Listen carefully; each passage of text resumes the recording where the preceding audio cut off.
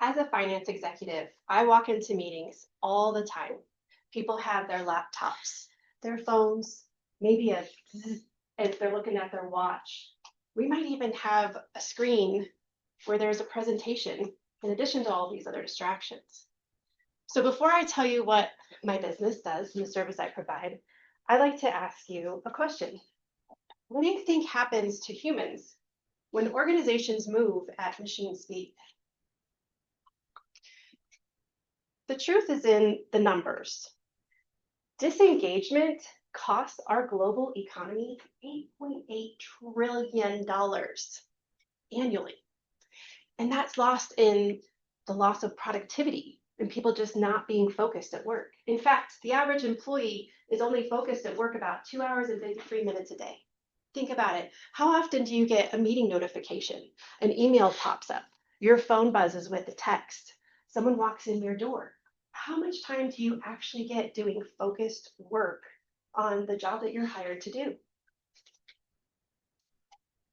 What this looks like for companies is that employees are distracted. They may even come off lazy or just disengaged. They don't really care.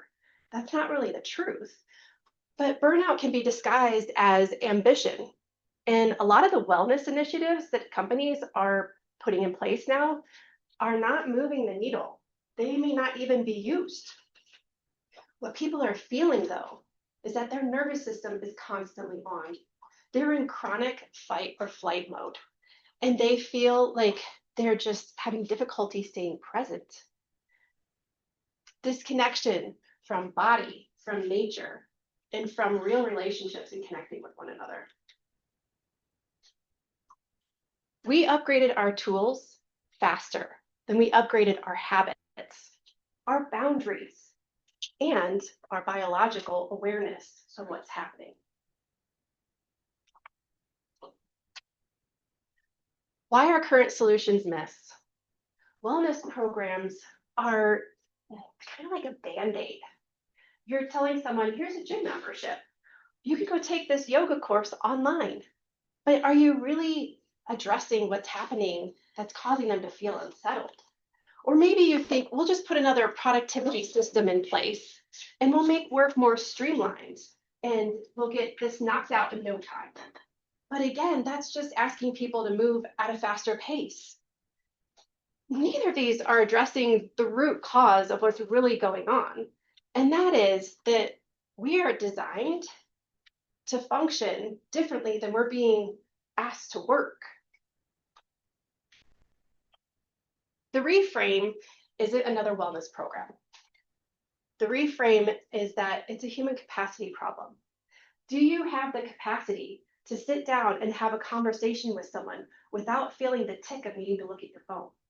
Do you have the capacity to sit down and actually do focused work, maybe even for 30 minutes, without feeling like, I gotta go do something else and feeling that scramble and that itch inside?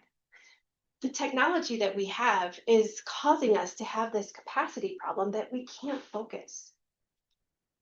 And we need a system-level solution. Employees who feel seen and heard are 4.6 times more likely to do more quality work and perform at their best. That's human connection. That's feeling seen. We're part of a team.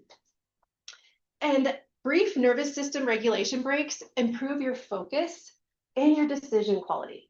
This doesn't have to be a big thing. It can be 2 minutes. It could be 30 seconds taking a few deep breaths.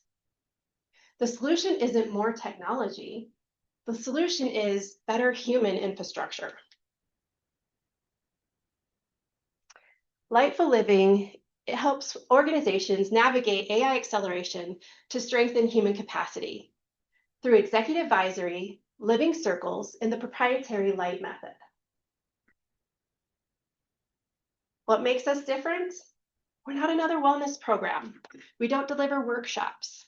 We install a cultural operating system that helps people regulate and maintain their humanity.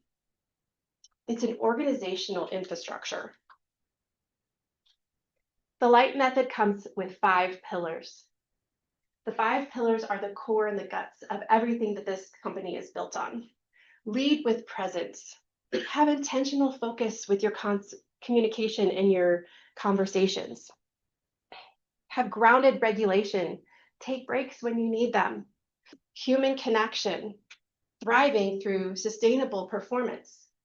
And whenever you implement these pillars, you're able to settle in your own capabilities, in your own capacity. But what does that mean? You're going to do better quality work. You're going to have better creativity.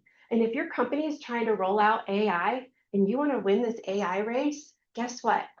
If your employees are more grounded and they're able to think and actually have a full thought without being distracted, and their creativity is more rooted, they're going to go into these AI tools and their input is going to be more substantial. And the output of AI is going to be what's going to lead the companies with this AI race. Whenever you have someone that is higher creativity, they're really going to jump in. Sorry, I'm seeing my time. So living circles is broken down into 3 different brackets. The C-suite light councils for executives. This is where I come in and I help you work with your high-level executives and say, hey, this is what this looks like. This is how you implement it. This is how you model and practice it. You go into your manager activation cohorts and you teach people how to roll out the system. But the guts of Lightful Living and the living circles is the employees living cohort circles. They go once a week for 1 hour and you have analog time, tech-free. You have a similar structure every week that you are used to and look forward to, this time where you can just decompress.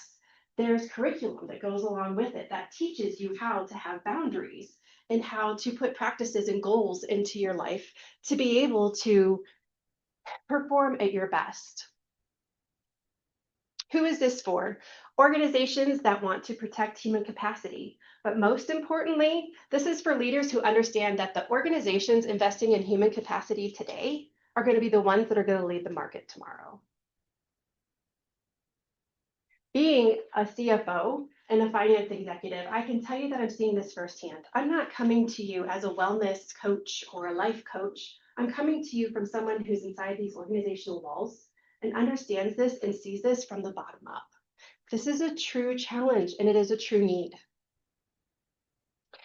Perhaps you want a keynote or a workshop, a foundation engagement, full implementation, or ongoing partnerships. The curriculum is going to be updated semi-annually. I come back to you with the same question I started with. What is human capacity? What is happening to human capacity when companies are moving at machine speed? So I'm going to recapitulate. And I will simply say that the organizations that will lead tomorrow are the ones that are going to recognize this issue today. Let's talk about what your people need to thrive.